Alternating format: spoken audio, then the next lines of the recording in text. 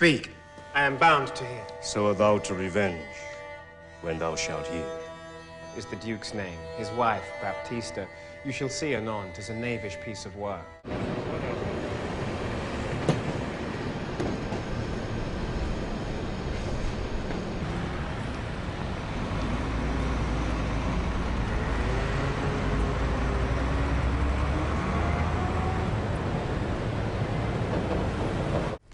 Hamlet is, in the whole world, a very, very strange phenomenon, because for some reason that nobody can really explain, this play has captured the imagination of the world more than any other play for centuries. And for this reason, the play itself is an irresistible attracting force.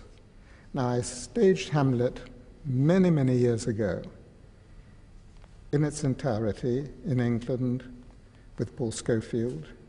We played it in many places, including in Moscow. And since then, I've touched at the play on various occasions. But now, with a great distance from the first production, the idea of returning to Hamlet in a new version was very attractive.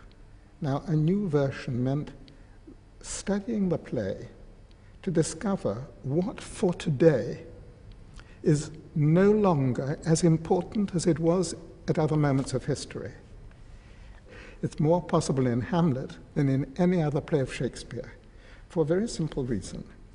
But in some plays, Shakespeare conceived the play himself as a whole. But in the case of Hamlet, Shakespeare was doing what in film terms you call a remake. He took an existing, very popular melodrama, and he didn't reconstruct it. He just took it and reworked it to make a new success for his theatre. So in Hamlet, you have something very curious. You have a not very good basic melodrama, which Shakespeare accepted, and a transformation of the leading character into the most haunting and enigmatic character in all writing. So you have like a play with two levels. One level is a level which is not the best Shakespeare.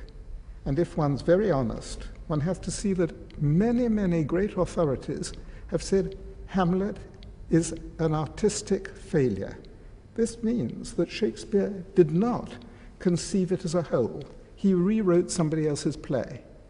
But if one can, very gently, take out of this long, sprawling melodrama those elements which today come straight to the heart of everyone's interests and preoccupation, you get a fresh view of Hamlet.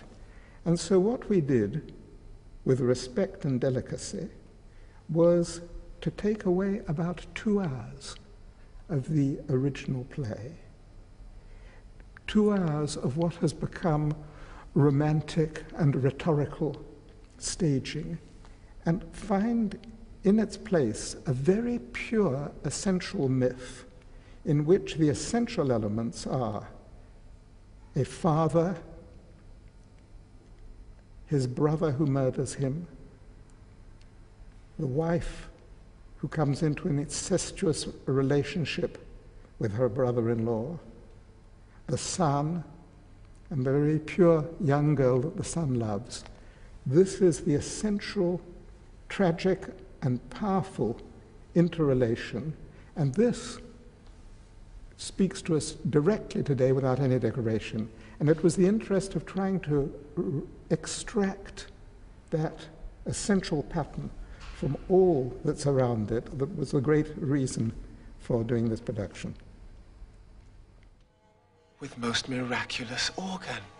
Yes. I'll have these players play something like the death of my father before mine uncle. I'll observe his looks. I'll tempt him to the quick. Now, if he do blend, then I know my course. Well, Hamlet is about Hamlet. So the most important element in the casting of Hamlet is the actor who's going to play Hamlet. Now, Adrian Lester has very, very many special qualities. Above all, he's somebody of today. The moment an audience sees Adrian Lester, they recognize a young man of today. He uses Shakespearean language, which is not a language of today, in such a way that at every moment you feel it is the language of his own thoughts, that he is thinking and finding the only words that correspond to that moment to his experience, so that at that way you have the richness and density and beauty of the language which can't be replaced by modern words, and yet you don't get the false impression that this is an artificial, theatrical language that only people of a certain cultural education can deliver. This is the false tradition of Shakespeare that has lasted for many hundreds of years all through Europe. At last you have an actor who can be so at ease with this complex language that he can make you feel that he is inventing it. And that is the great quality that Adrian has brought. There's one line in the film and in the play which is the key to Hamlet's dilemma. This is when the ghost of Hamlet's father explains to Hamlet that his uncle has murdered him. And therefore, Hamlet, as a young man, once says, "I will revenge you," and the father says, "You must revenge me. Your mission now in life is to revenge me." The ghost then adds something very mysterious. He says, "You must revenge me without tainting your mind."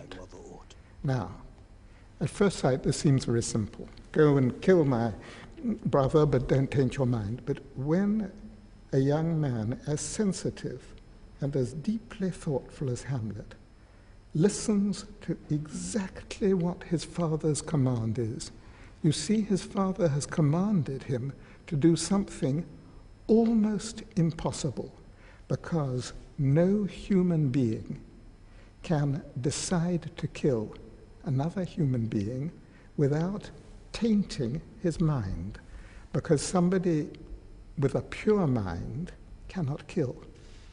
To kill, you taint your mind. Now, how can you live with this double contradictory instruction? If you follow this question, you'll see that all the old ideas that Hamlet is a weak person, Hamlet is a confused person, Hamlet doesn't know what he wants, are all ridiculous. You see that it's simpler and infinitely more powerful. And if you follow this, it takes you through all the different changes in the play, right into the heart of to be or not to be. How do you kill and not be corrupted yourself by killing? And I don't think there is a bigger question for the world today, for the heads of state, for the simple soldiers, for the terrorists in every part of the world. Is it possible both to keep an untainted mind and be a killer? That's the question. And yet sometimes killing is a necessity. So Hamlet isn't a pacifist either. It's the same question that is there also in the Mahabharata, and it is an eternal question.